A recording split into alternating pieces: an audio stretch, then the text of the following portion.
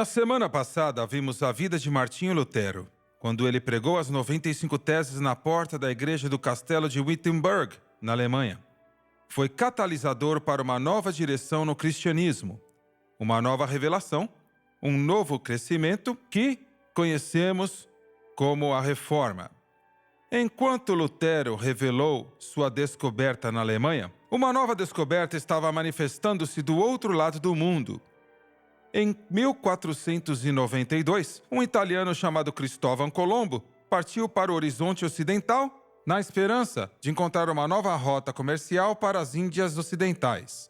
Depois de meses no mar, Colombo lançou âncora, só que ele não estava nas Índias Ocidentais, ele estava em um novo mundo, a América. Agora, muitos historiadores afirmam e debatem sobre as verdadeiras intenções da viagem de Colombo. Mas Colombo escreveu sobre isto antes de deixar a Espanha, e eis o que Cristóvão Colombo disse: "Foi o Senhor que colocou em minha mente. Eu poderia sentir a sua mão sobre mim.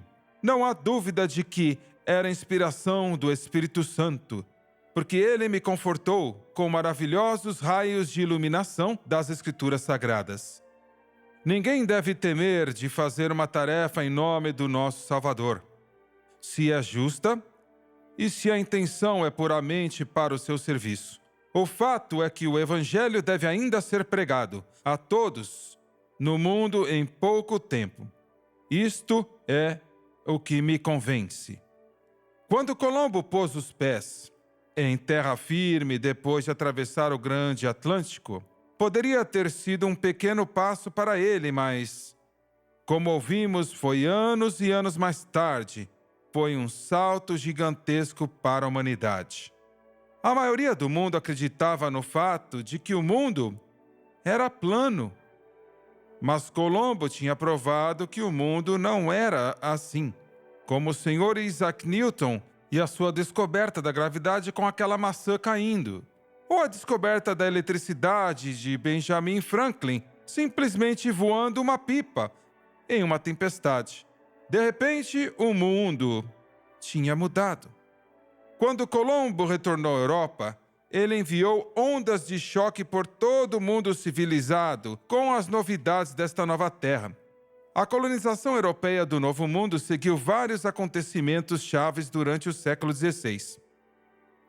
Invenções como o sacristão, descobertas marítimas que fizeram navios mais seguros e mais rápidos ao cobrir o Atlântico, invenções tecnológicas como a primeira câmera e avanços médicos que melhorariam a saúde e a higiene, o que deu ao povo uma melhor qualidade de vida. Por que estamos falando sobre as invenções do século XVI? Bem, isto é uma boa pergunta. Muitas vezes, ao olhar para trás e estudar a história, esperamos também aprender algo sobre nós mesmos. Às vezes, esquecemos que temos o luxo da retrospectiva e, na maioria das vezes, as condições em que as pessoas viviam eram muito diferentes daquelas a que estamos acostumados hoje. Agora, vamos ser honestos. Tente pensar na vida sem ar-condicionado, supermercados, celulares, satélites e a internet. Isto faria com que a maioria de nós não só apenas ficássemos um pouco desconfortáveis, mas não saberíamos como agir. Devemos pensar que quando falamos dos colonos, eles não tinham uma loja de ferragens para ir se uma ferramenta quebrasse. Não havia nenhum hospital para levar uma pessoa ferida. Pense sobre isto. Pense sobre a fé desses homens e mulheres para desenraizar completamente as suas vidas e famílias para uma jornada perigosa, só para vir para uma terra desconhecida. Esta semana, no Pregadores Patriotas e Providência, vamos dar uma olhada em duas colônias diferentes, Jamestown e Plymouth. Os primeiros colonos em Jamestown tiveram a sua fé na perspectiva de fama e tesouros terrenos. Os peregrinos, por outro lado, mantiveram a sua fé no Todo-Poderoso. Mas agora desejam uma pátria melhor, isto é, a celestial, porque também Deus não se envergonha deles, de ser chamado seu Deus, porque já lhes preparou uma cidade. Hebreus 11:16. Inglaterra, 1590. William e Alice Bradford deram à luz a William Bradford na comunidade agrícola de Yorkshire, em Austerfield, na Inglaterra. Mesmo criança, o jovem William foi capaz de discernir a natureza antibíblica da igreja na Inglaterra. A igreja puritana que Bradford atendia pertencia à facção mais radical dos puritanos, os separatistas. De acordo com os separatistas, a igreja da Inglaterra tinha mantido muitos aspectos do catolicismo após a Reforma. Eles queriam purificar-se de toda a influência católica. O jovem William achou a comunhão e tradições dos separatistas refrescante. Essas pessoas falavam entusiasmadas sobre um relacionamento pessoal com Jesus Cristo e estavam em uma missão divina para criar uma nova igreja comprometida com a adoração adequada a Deus. Essa rebelião contra as ideias da igreja da Inglaterra enfureceu o rei James I, e quando ele assumiu o trono em 1603, ele resolveu eliminar esses inconformistas. Os cultos das igrejas separatistas eram realizados em segredo. E quando a congregação soube que o rei estava procurando-os, eles sabiam que tinham que deixar a Inglaterra se quisessem manter suas liberdades. Eles fugiram para o leste, para a Holanda. Por 12 anos, Bradford e outros exilados viviam e adoravam livremente na Holanda, até que o rei James I descobriu onde eles estavam escondidos. O rei pressionou o governo holandês para começar a assediar os separatistas, vocalmente, fisicamente, e eram frequentemente apedrejados nas ruas. Temendo uma revolta pelos holandeses, os separatistas sabiam que era hora de fazer outra fuga. Eles estavam prestes a envolver em uma das maiores expedições da história humana, a peregrinação para as terras selvagens da América. Deus tinha escolhido os peregrinos para tornarem-se o seu templo no Novo Mundo. Se eles não purificassem a igreja, eles teriam que criar uma nova igreja na América. Plymouth, Inglaterra, setembro de 1620. 102 homens, mulheres e crianças amontoaram a bordo em um pequeno navio, o Mayflower.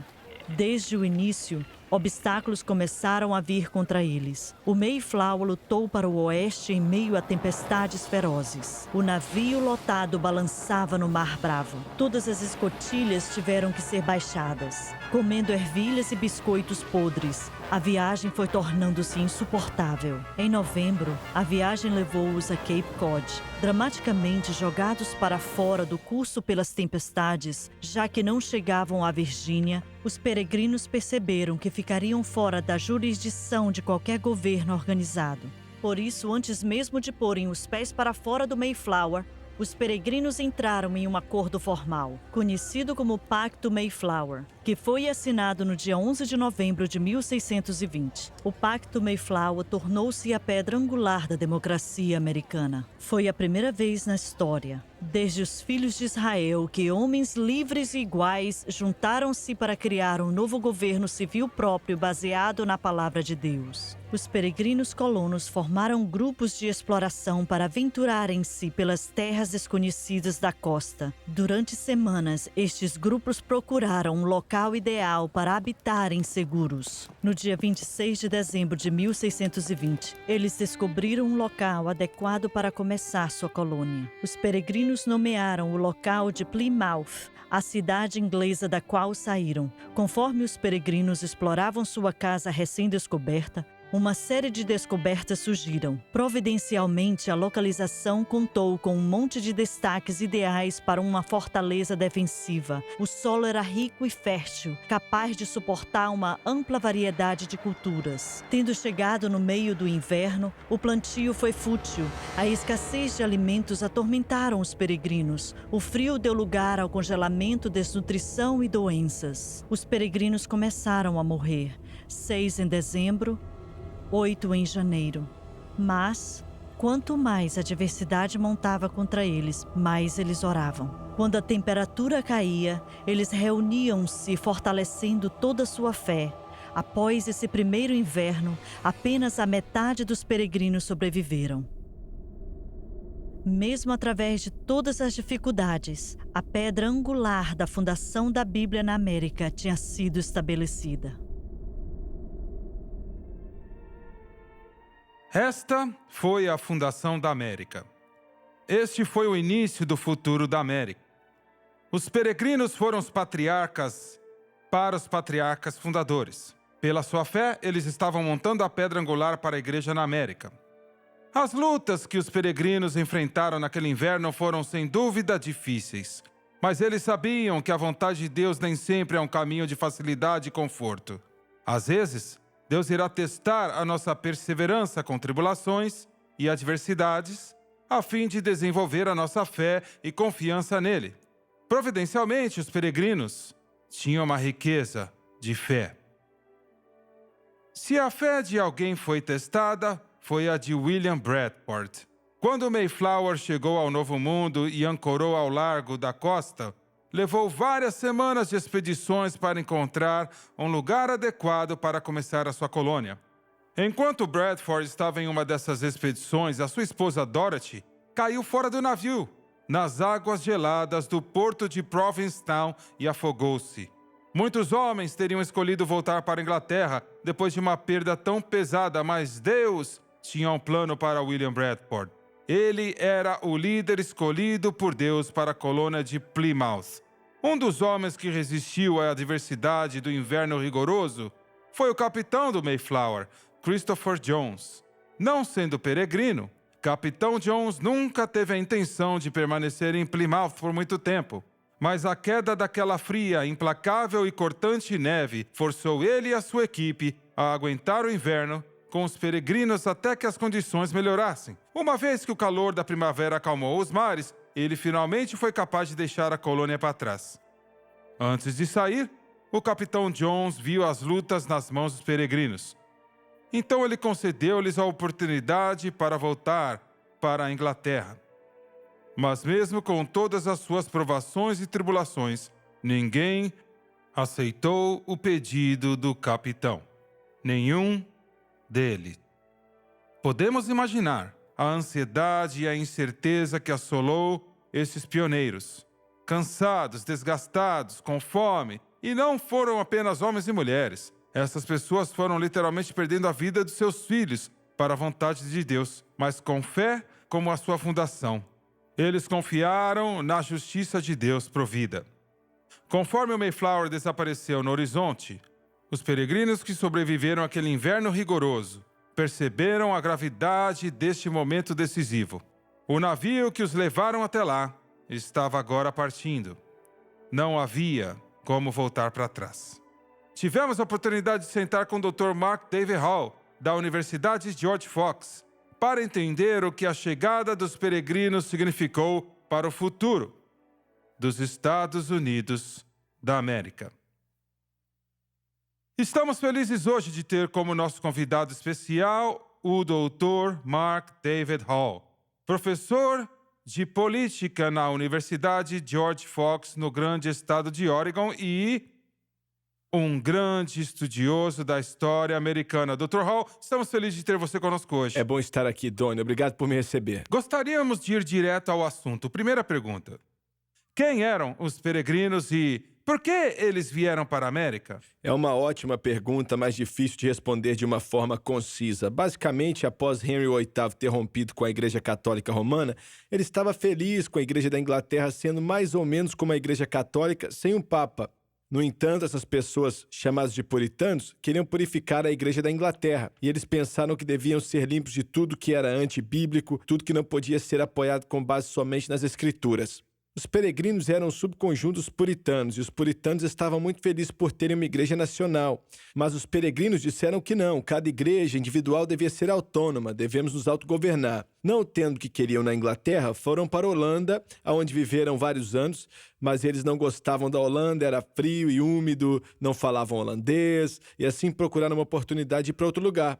Apareceu essa oportunidade, na América do Norte, na Nova Inglaterra, e assim eles embarcaram em diversos navios e foram para a América do Norte. Um deles teve que voltar, mas como vocês sabem, o Mayflower chegou em Plymouth, aonde chegaram em 1620. Mas não foi, e corrija-me se eu estiver errado, mas não foi um desejo de escapar do domínio britânico ou domínio holandês. Eles estavam procurando um lugar onde não havia uma instituição ou um governo controlando a forma de adoração deles. Eu diria que você está certo. Eles queriam criar uma comunidade bíblica. Quando entenderam isso, eles queriam ser capazes de serem livres para organizar sua igreja, sua adoração como queriam. Mas eu acho que eles também desejavam trazer sua compreensão bíblica para todas as partes da vida, governo, família, sociedade. Queriam criar, nas palavras de Jonathan Winthrop, que alguns anos mais tarde chegou, uma cidade que brilhasse no monte, que todo mundo visse como exemplo. Bem, eu li que quando desembarcaram em Plymouth Rock, a América era conhecida como a Nova América, tudo isso, mas eles a chamaram de Nova Israel. Isto está correto? É verdade, eles consideravam que estavam vivendo essa aliança que Deus fez com várias pessoas. Ele tinha uma aliança com Israel e agora Deus tem essa nova Israel. Acreditam que são um povo em uma aliança que Deus escolheu para um propósito específico. Então eles viram a sua missão como providência divina. Exatamente. Eles viram que o que eles estavam fazendo era, na verdade, o mesmo que Moisés fez tirando os filhos de Israel para fora do cativeiro egípcio. Eu acho que há uma grande semelhança, certo? Um povo chamado por Deus para seguir a Deus, que agora tinha uma responsabilidade de seguir a Deus. E quando erravam, eles viam isso como uma falha religiosa e pregavam sermões que eram chamados de jeremiados, basicamente falando para as pessoas cumprirem suas responsabilidades e seus deveres. Com a chegada dos peregrinos em Plymouth, historiadores, e lemos muitas vezes que o que é visto como o início da América, que nós chamamos, a nação que chamamos de América, mas muitos estabelecimentos já haviam iniciado neste novo mundo. E por que a chegada do Mayflower é visto como o nascimento da América? Essa é uma ótima pergunta. E, naturalmente, haviam estabelecimentos espanhóis na Flórida, outros ao sul. Alguns estabelecimentos tinham tentado e tinham falhado em Roanoke, por exemplo. O estabelecimento que foi exterminado pelos espanhóis. Jamestown tinha sido estabelecida alguns anos antes e ainda estava de pé. Nossos amigos da Virgínia estão se opondo neste instante à ideia que a América começou em Plymouth, né? Mas é algo importante aqui, olha. A Nova Inglaterra se tornou o centro que conhecemos como América hoje. O centro intelectual, moral, a área que produziu grande liderança. A Virgínia também produziu bons líderes, mas em termos de um centro intelectual, o centro espiritual era a Nova Inglaterra. Bem, eu sei que nós vamos discutir isso mais tarde no programa, mas eu sinto que eu preciso de falar agora a diferença entre Plymouth Rock e Jamestown. E vemos que, sim, houve um estabelecimento em Jamestown antes, mas as motivações das pessoas nesses dois locais eram diferentes. Jamestown eram motivados pelo lucro, pelo dinheiro, e Plymouth Rock eram motivados por um desejo de adorar a Deus como quisessem. Será que essa é a maneira correta de se dizer? Sim, isso é muito comum. Sabe, uma maneira comum de fazer isso, muitas vezes dizem que a Virgínia foi fundada sobre o ouro, né? E Massachusetts sobre Deus. E é claro, os colonos em Jamestown desejavam encontrar ouro, mas não encontraram. Isso foi lamentável. E acho que às vezes exageramos na diferença. Se eu posso ler as leis e ordens da Virgínia, um documento produzido em 1610, muitas pessoas ficarão surpresas quando ouvirem o que alguns desses virginianos pensavam que era importante. A lei deles começava assim: já que devemos a nossa maior lealdade e dever supremo, nossa maior fidelidade ao Rei dos Reis, o Comandante dos Comandantes, o Senhor dos Exércitos, temos que adorar a Deus diariamente. Então, o primeiro artigo das leis da Virgínia foram a adoração diária a Deus. O segundo, basicamente, diz que se você blasfemar contra o Espírito Santo, a Trindade, você vai ser condenado à morte, e assim por diante. Então, acho que é correto dizer que os colonos em Jamestown estavam mais motivados pelo lucro do que aqueles na Nova Inglaterra, mas não quer dizer que não se importavam com as coisas de Deus ou com o evangelismo dos nativo-americanos. Voltando a Plymouth, como uma nação e as nossas raízes espirituais de lá, o que a colônia Plymouth significa para a história da América? O que é tão único a respeito dela? É uma grande pergunta. Os peregrinos que vieram para Plymouth estavam sobrecarregados pela grande migração puritana que começou por volta de 1630 com a colônia da Baía de Massachusetts. Plymouth estava dentro dessa colônia. Mas são companheiros de viagem muito semelhantes, certo? Os peregrinos e os puritanos são muito parecidos em termos de seu compromisso teológico. Porque eles vinham de países que o governo governava em todos os aspectos de sua vida. Esta é a igreja que você pertence. Isto é o que o rei diz que você tem que fazer.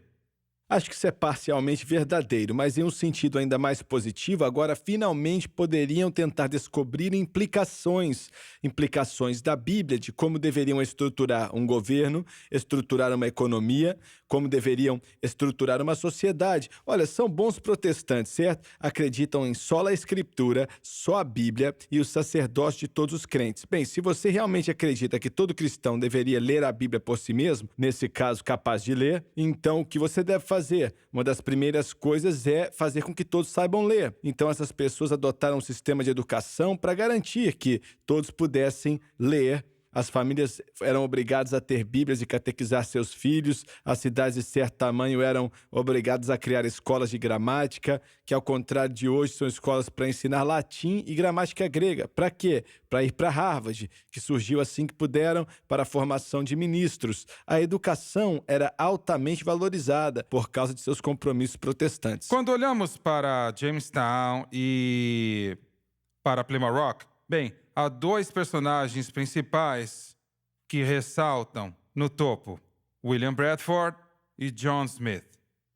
E quando você estuda sobre eles, você verá, obviamente, que eram de temperamentos diferentes, mentalidades diferentes, personalidades diferentes, o que é normal. Mas o seu caráter tornou-se indicativo para a colônia de onde eles estavam. Você poderia talvez falar um pouco mais sobre isso? Eles simbolizam e ilustram bem o que essas colônias se tornaram. Eu não diria que seria tudo por causa desses dois homens, mas você está certo, acho que representa um pouco do que aconteceu. John Smith era um guerreiro, lutou na Europa, foi capturado pelos turcos, escapou, esse tipo de coisa, e ele veio e agia mais ou menos como um governador militar de Jamestown, que era necessário, porque estavam enfrentando a poderosa confederação de Powhatan, inúmeras lutas e assim por diante.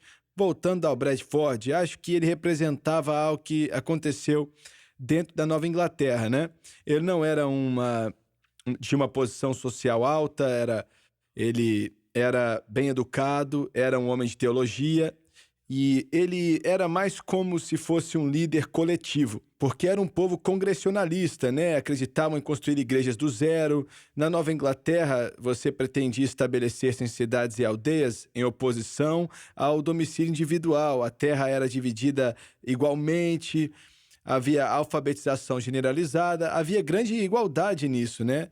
E todos estavam meio que no mesmo barco, tinham esses sentimentos, pelo menos no século XVII, lá na Nova Inglaterra. Então, eu acho que a forma de dizer seria Smith seria como um líder forte por causa da sua formação militar. E não interessava a sua opinião, isso é o que vamos fazer, enquanto Bradford, vamos sentar e chegar a um acordo sobre o que queremos fazer. Acho que podemos dizer isso. Certo. Neste programa, Pregadores, Patriotas e Providência, não podemos entrar em detalhes em relação à história da fundação deste país, porque seria um programa contínuo sem fim. O que eu quero dizer é o seguinte: estamos dando para vocês uma porta de entrada, ou um caminho, né, para que... E eu espero que você, o telespectador, continue a buscar e estudar para entrar em mais detalhes sobre as coisas que não podemos trazer para vocês por causa da escassez de tempo. Então, eu espero que o que trouxemos para você hoje tenha te ajudado a aprender um pouco mais sobre o estabelecimento do Norte e do Sul, de Plymouth Rock, de Jamestown, os homens por detrás e a razão pela qual nossos patriarcas vieram para a grande terra da América. E eu vou dizer, como os nossos puritanos, a Nova Israel.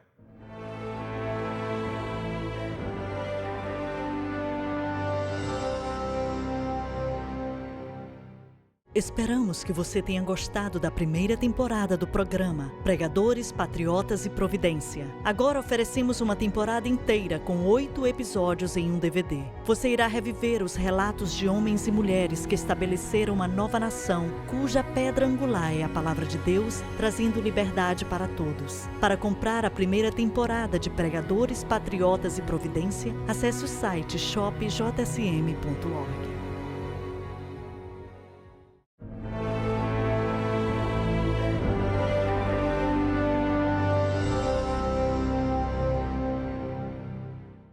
O interesse pela América crescia e a Companhia da Virgínia buscava lucros imediatos. Eles esperavam ganhos de ouro, ferro, madeira e muitos outros recursos naturais abundantes. Depois de 4 meses no mar, a frota de navios do capitão John Smith finalmente chegou à costa da Virgínia.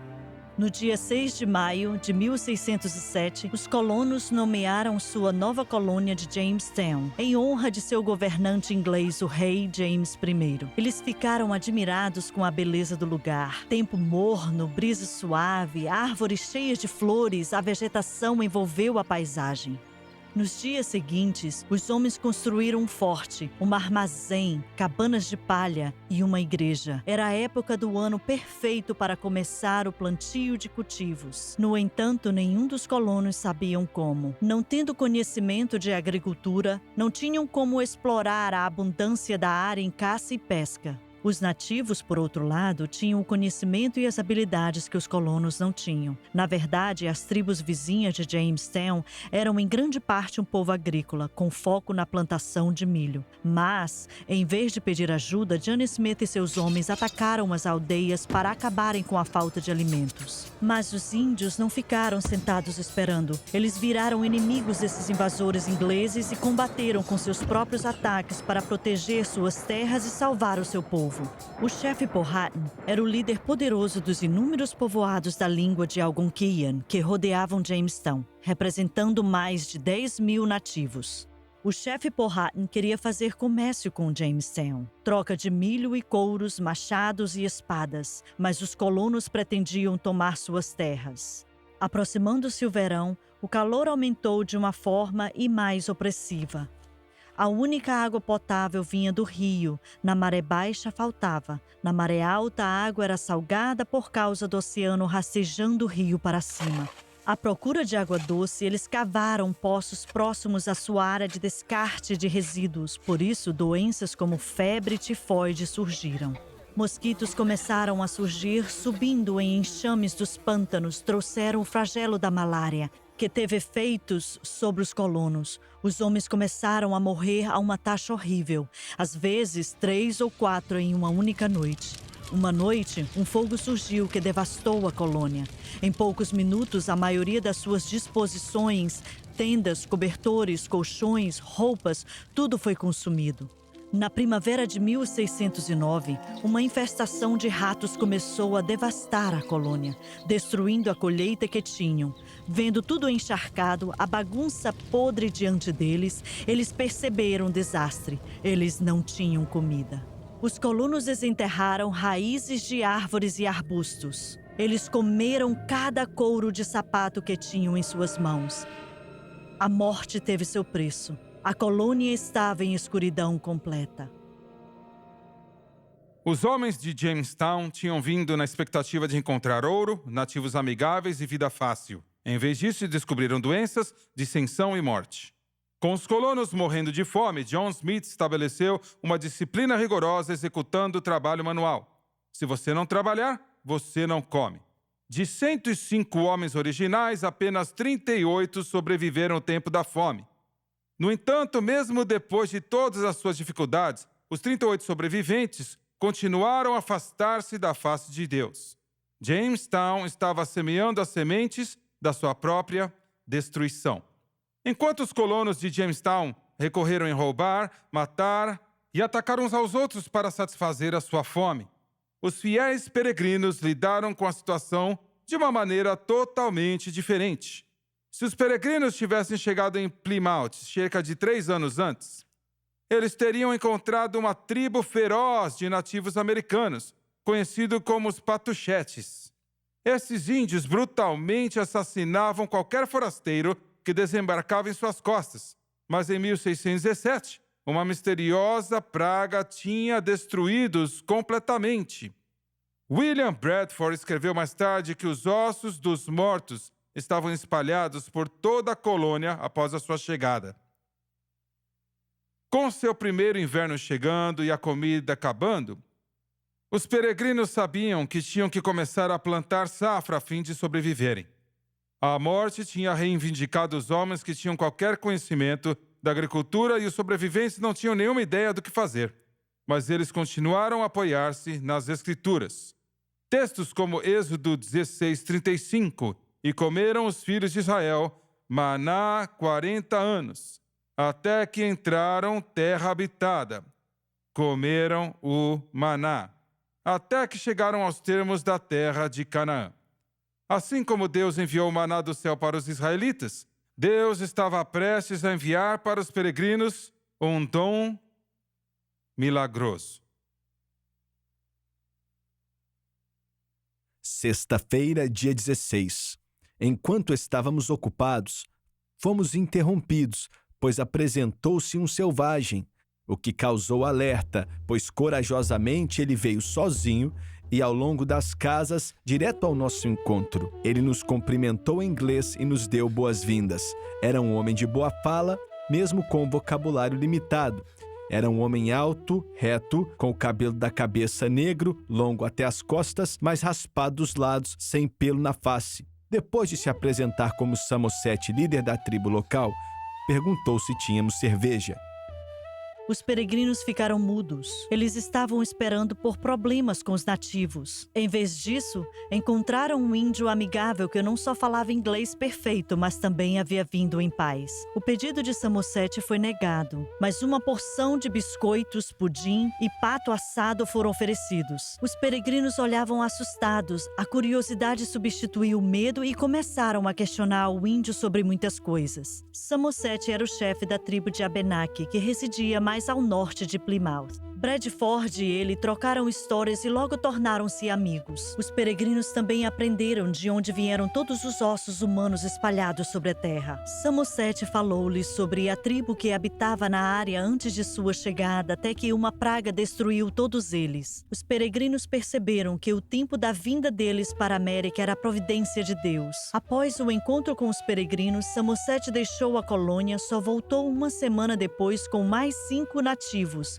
que trouxeram couro de camuça para vender. Entre esses nativos havia um jovem índio energético. O nome dele era Esquanto. A chegada de Esquanto na colônia de Plymouth seria um exemplo da graça de Deus em suas vidas. Ele ensinou os peregrinos como plantar milho, abóboras, criar veados, colher frutos e pescar. Era como se todos os seus problemas tivessem desaparecido com a chegada de Esquanto. No outono de 1621, Bradford e os peregrinos tiveram uma safra de milho e um abundante comércio de pele com os nativos americanos. Plymouth estava florescendo. Para comemorar, os peregrinos fizeram uma grande festa da colheita e todas as tribos vizinhas nativas americanas foram convidadas. Antes da festa começar, William Bruce, o chefe da colônia, fez uma oração de agradecimento. Depois da oração, eles comeram peru, veados, peixes, lagosta, legumes, frutas, tortas e broa de milho, o resultado de uma colheita de milho beneficente. A festa continuou todo o dia, até a noite. Entre as refeições, os peregrinos e os índios fizeram competições de arco e flecha. Os índios ficaram encantados quando alguns dos meninos mais novos peregrinos ficaram ansiosos de brincar com eles de corridas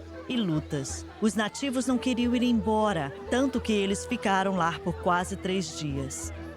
Esta grande festa da colheita trouxe a inspiração ao que chamamos de uma querida tradição americana, o Dia de Ação de Graças. Enquanto muitas pessoas hoje seguem o exemplo dos peregrinos de festa do Dia de Ação de Graças, muitos esquecem a razão pela qual os peregrinos celebram esse dia especial, para dar graças a Deus por suas bênçãos. Dia de Ação de Graças. A palavra evoca imagens de futebol, reuniões familiares de peru e todas as guarnições. Mas para os peregrinos e os nativos, a ação de graças foi também uma oração. Uma oração não só de ação de graças a Deus, mas também uma oração por sua providência. Na verdade, para os crentes, a palavra de Deus revela um desejo de providência em todo o mundo. Romanos capítulo 8 nos diz: porque a ardente expectativa da criatura espera a manifestação dos filhos de Deus.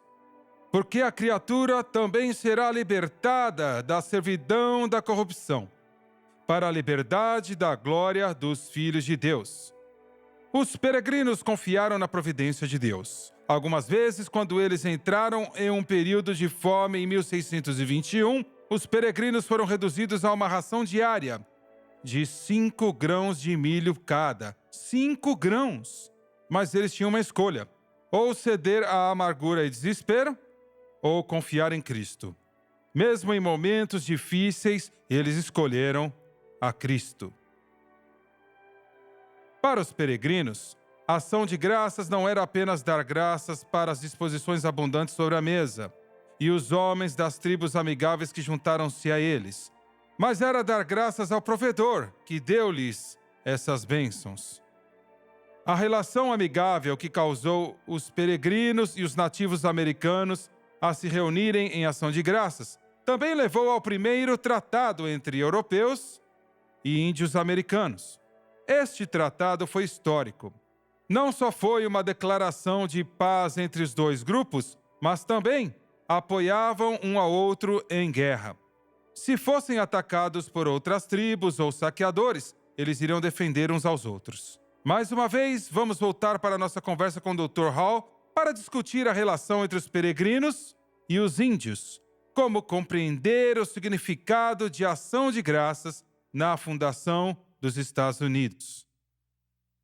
Estamos de volta. Dr. Hall, eu quero começar este segmento com um dos, é claro, além do Natal, um dos feriados, o 4 de julho, mas o feriado mais especial de nossa história, que é o Dia de Ação de Graças. Existem tantos filmes, tantos livros escritos sobre ação de graças. O que é a verdade e o que é o mito sobre a ação de graças? Acho que o melhor relato com evidências é que em 1621 os peregrinos tiveram uma colheita abundante e decidiram fazer uma festa. Os puritanos, os peregrinos, eram pessoas do livro. Não queriam ter dias sagrados, certos feriados, dias sagrados, a não ser que estivessem na Bíblia. Havia um feriado que celebraram regularmente, o sábado cristão, todos os domingos, dedicados a Deus. Caso contrário, eles teriam o que chamávamos de dias providenciais, onde chamavam as pessoas para orar, ou jejuar e se arrepender, ou ter um dia de ação de graças. Seria como no Antigo Testamento, o que a Bíblia chamava Israel teria de observar uma assembleia solene. Correto. Então, em 1621, fizeram uma festa. Os índios apareceram, não sei se foram convidados, acho que sentiram cheiro de churrasco, não sei. E eles, então, celebraram bastante. Em 1623, e isso na verdade é interessante, porque muitos cristãos de hoje estão preocupados em retirar Deus do dia de ação de graças. Em 1623, houve uma seca. Os peregrinos não sabiam o que fazer e chamavam um dia de jejum, de arrependimento, implorando a misericórdia de Deus. E antes de acabar aquele dia, Deus veio a chuva e houve uma colheita fantástica. Então, em 1623, como resposta, os peregrinos chamaram o dia de ação de graças. E como é que era isso? Era uma festa? Não exatamente como imaginamos festa. Iam para a igreja mais ou menos por umas 8, 9 horas louvando a Deus. E eles não estavam comendo peru, não estavam comendo torta de abóbora, estavam louvando a Deus. Está entendendo? Então distinguiam entre os dias sagrados e os de diversão. Que eles se divertiam sim. Um dos grandes boatos é que peregrinos e puritanos eram contra a diversão. Não era. Eles gostavam de se divertir assim como nós. Mas a tendência era de separar os dias sagrados e os dias de diversão. E às vezes nós não fazemos isso. Como que era, pelo que você sabe, a vida espiritual de Plymouth e de Jamestown? Bem, essa é uma grande pergunta. Olha, a Igreja da Inglaterra, a Igreja Anglicana, estava feliz de ser uma igreja católica romana sem papa, de uma forma bem litúrgica, tipo assim, né? Esses puritanos, por outro lado, queriam purificar a Igreja da Inglaterra, assim como os feriados. Tudo que não é sancionado pela Escritura tem que acabar. Obviamente, vamos ter uma alta ênfase na pregação da palavra de Deus, aprendendo a palavra de Deus e por aí vai. Portanto, aqueles que estabeleceram-se no sul tendiam a ser anglicanos. Gostavam do anglicanismo, como existia na Inglaterra, mas este era um anglicanismo que realmente era o cristianismo. Queriam espalhar o anglicanismo, queriam que os nativos americanos se convertessem, coisas assim. Haviam pessoas na Inglaterra que foram para a Nova Inglaterra, eram congressionalistas, inicialmente os peregrinos, separatistas, mas depois puritanos, que, mais uma vez, se diferenciam entre si, congressionalistas totais, ou então felizes com a igreja do Estado e tal, mas eles queriam purificar a igreja.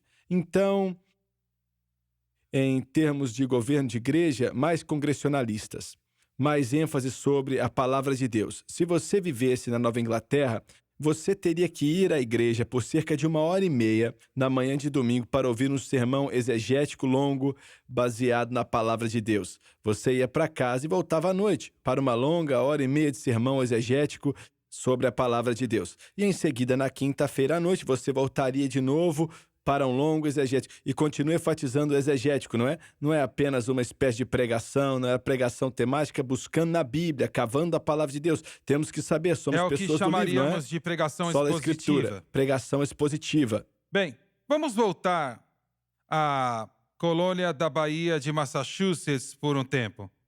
E quais são as leis e liberdades de Massachusetts e por que eles provam ser tão importantes? Essa é uma ótima pergunta. Inicialmente, você tinha uma carta patente concedida pelo rei para a campanha da Baía de Massachusetts. E esta entidade, essa empresa seria governada por um conselho. E esse título nunca disse especificamente onde o conselho se encontraria, pressupostamente na Inglaterra. Mas essas pessoas tinham acabado de embalar seu título, trouxeram para a América do Norte, na Baía de Massachusetts, e vamos nos governar daqui. Inicialmente, os principais homens dessa empresa pensaram, vamos continuar governando, somos homens piedosos, somos homens poderosos e tal, mas eventualmente as pessoas disseram, não, queremos opinar no governo também. O governo pelo consentimento dos governados, talvez remontado pelos seus ideais do Pacto Mayflower. Então começaram a dizer, nós não confiamos nas pessoas, acreditamos que os seres humanos são pecadores, até os cristãos estão lutando com o velho homem, então queremos um corpo de leis para sabermos nossos direitos, as punições dos crimes e tal. Assim surgiu um movimento para aumentar a participação popular no governo, não geralmente através da democracia direta, mas elegendo representantes a cada semestre. Então, regularmente tinham eleições para eleger. Cada semestre? Para deputados, governador para cada ano. Então, são instituições incrivelmente democráticas, em que a maioria dos homens brancos poderiam participar. Você tinha que ter propriedades, mas era muito fácil ter propriedades nesta área. Você tinha que ser um preguiçoso para não ter uma propriedade. Então, os impostos eram muito altos, 70%, 80%. As pessoas participavam governando eles mesmos e querendo o Estado de Direito. Nós queremos ter os nossos direitos definidos, queremos saber quais são as punições por crimes, então os juízes não podem inventar punições na medida que o tempo passa. E foi baseado na Bíblia, na palavra de Deus e na Antiga Aliança, especialmente, estabeleceram um sistema de leis que, se você fizer isto, esta será a sua punição. E eu vejo nestes homens e mulheres fundadores que enfrentaram esta terra dura para esculpir um novo país, eu vejo, ao invés de uma atitude de cada um por si, um grupo de pessoas que tentam juntar-se para criar leis que governassem, mas que fossem justas. Olha, acho que você está correto. Em parte das leis do Capitólio no Corpo de Liberdade de Massachusetts, eles realmente recortaram e colaram algumas dessas leis do Antigo Testamento. E há uma cláusula, não vou achá-la agora, mas basicamente diz que ninguém será punido a menos que haja uma lei clara escrita ou se cometer algo claramente proibido pela Escritura. Com a ideia de que você pode não ter o direito penal ou civil, mas se a Escritura claramente diz que algo está errado, você pode ser punido por causa disso. Não sei se é a melhor ideia para um Código Civil Penal, mas Isso ilustra o comprometimento deles com a Bíblia e a tentativa de criar um bem comum E eles fizeram isso, olhavam para o Antigo Testamento como exemplo e realmente olharam para comentaristas judeus no Antigo Testamento, tentando entender o que o Antigo Testamento dizia, e levavam muito a sério o Antigo Testamento, talvez bem mais sério do que levamos ele a sério hoje como um guia normativo. Bem, isso para mim, mais uma vez, vai totalmente contra o pensamento predominante na academia e os nossos círculos políticos de hoje, que tentam apresentar a um grupo de pessoas que estavam tentando fundar esta nação, que eram anti-Deus, ou sem Deus, ou deístas, ou qualquer outra coisa, que eles não estavam interessados na Bíblia, quando é exatamente o oposto. Eles tentaram o melhor possível para usar a Bíblia como a base para as decisões que tomaram.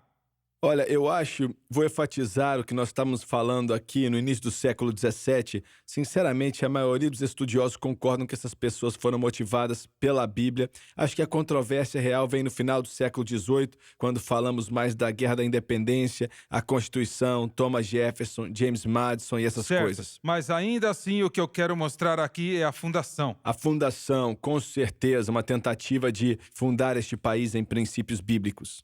Olha, escute, eu poderia continuar, porque este assunto é a minha praia, mas, infelizmente, o tempo acabou. Eu quero agradecer a você, Dr. Hall, por estar aqui e compartilhar a sua vasta sabedoria e conhecimento da maior nação do mundo. E o verdadeiro fundamento do nosso país, que está no Deus em quem confiamos. Obrigado por estar aqui.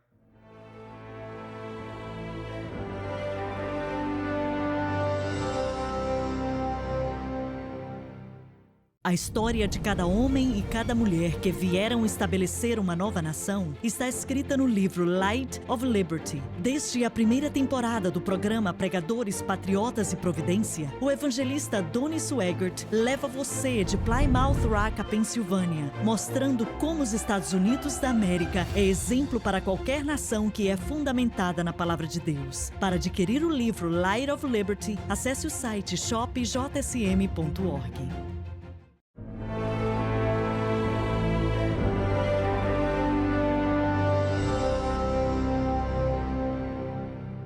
Em setembro de 1609, o capitão John Smith liderou um pequeno grupo de homens ao rio James em uma expedição de roubar milho, mais uma vez invadindo o território do chefe Powhatan. Mas desta vez, Smith e seus homens estavam mal preparados, foram emboscados. Os outros colonos, junto com Smith, foram executados no local. Smith estava apenas ferido, mas tinha sido capturado e levado para o acampamento para um interrogatório. Chefe Powhatan instruiu os índios para amarrarem Smith com cordas e prepará-lo para a execução. Ele estava impotente, até que a filha do chefe Powhatan, Pocahontas, interveio fazendo um apelo dramático pela sua vida. Chefe Powhatan, tão comovido com o gesto dela, concordou em liberar John Smith. Com apenas 11 anos de idade, a jovem Pocahontas ficou conhecida na história do assentamento de Jamestown. As coisas continuaram a desmoronar para John Smith. Ele foi gravemente ferido por uma explosão de pólvora acidental em sua canoa. Egoisticamente, ele escolheu a recuar para a Inglaterra, abandonando Jamestown e deixando a colônia sem liderança em um estado de desordem total. Ao falar sobre a fundação do Novo Mundo, é impossível nomear um grupo mais importante do que os peregrinos. Eles sentiram um chamado de Cristo para colocar em prática o Evangelho no Novo Mundo, a criação de uma sociedade, liberdade e justiça para todos. Eles calcularam o custo e conheciam as armadilhas, mas estavam determinados a superar. Durante o inverno em Plymouth, os peregrinos perderam quase a metade do seu povo por causa de doenças, mas a mão de Deus estava sobre eles. E com a chegada providencial do jovem Esquanto, a taxa de mortalidade em Plymouth caiu para um nível bem baixo. Era inigualável de qualquer outra colônia na história das Américas. Mas foi sobre a liderança de Bradford que os peregrinos aprenderam a sobreviver. Uma liderança derivada de sua fé na providência de Deus. A partir de pequenos começos, coisas maiores foram produzidas pela vossa mão. Ainda assim fez todas as coisas do nada e dá ao ser todas as coisas que são. E como uma pequena vela que pode acender a 1000, assim vossa luz aqui acendeu e brilhou para muitos, e de alguma forma para toda a nossa nação. Que o glorioso nome do Senhor receba todo louvor. Ao remover a palavra de Deus do governo civil, estamos em grande perigo de perder a bênção de Deus sobre os Estados Unidos da América. Nações são compostas de pessoas. E sempre que uma nação vira as costas para a palavra de Deus, ficamos como nada mais do que uma nação de regras de homem e não regras de Deus. Hoje estamos testemunhando a mudança da América, da justiça da fé cristã para a atração do humanismo secular. Estamos rejeitando o evangelho de Jesus Cristo e acolhendo o evangelho de si mesmo. Deveríamos estar dando graças por sua graça e misericórdia e o dom da vida eterna. Em relação aos fundadores de Jamestown, aparentemente, a hipocrisia de suas ações não ocorreu a ninguém. Nos escritos de John Smith sobre a história inicial da Virgínia, há um parágrafo justificando seus incontáveis atos de assassinato e assédio, mas no próximo parágrafo, Smith invoca o nome de Deus, esperando que a sua colônia fosse abençoada por suas ações malignas. Que absurdo! Você não pode colocar a palavra cristianismo no que você quiser, e você certamente não pode cometer atrocidades vergonhosas em nome de Jesus. John Smith estava apenas olhando para si mesmo em Jamestown, e não para o bem do seu povo. Depois que John Smith abandonou a colônia, Jamestown sofreu dificuldades por vários anos, até que finalmente encontrou uma fonte de receitas lucrativas, o tabaco. Como a produção de tabaco cresceu, assim a população. Homens e mulheres juntaram-se aos colonos veteranos e trouxeram suas variedades de habilidades profissionais para ajudar a crescer a colônia em dificuldade. Precisavam de uma dependência maior em Deus para ajudar com sucesso Jamestown nas provações que enfrentaram.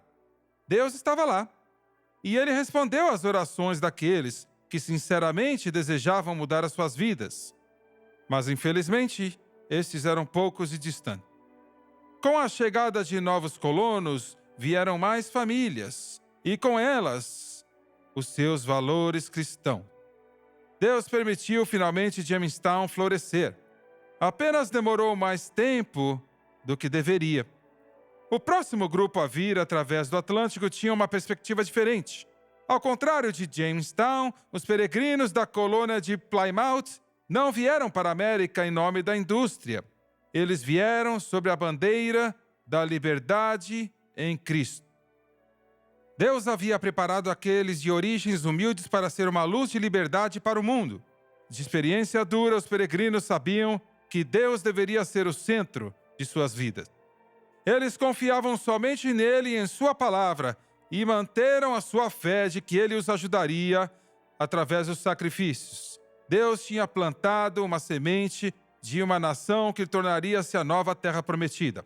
Os peregrinos eram portadores de tochas de um continente vasto e escuro, mas a luz de Cristo começou a irradiar o novo mundo. William Bradford disse o melhor: como uma pequena vela pode acender 1000, assim vossa luz aqui acendeu e brilhou para muitos. Sim, de alguma forma, de toda a nossa nação. Pode ser que ele não sabia na época, mas a nação em que Bradford falava era os Estados Unidos da América. Eu gostaria de agradecer ao Dr. Mark David Hall por participar conosco e eu espero que você assista na próxima semana, conforme veremos o primeiro grande avivamento da América no Pregadores, Patriotas e Providência.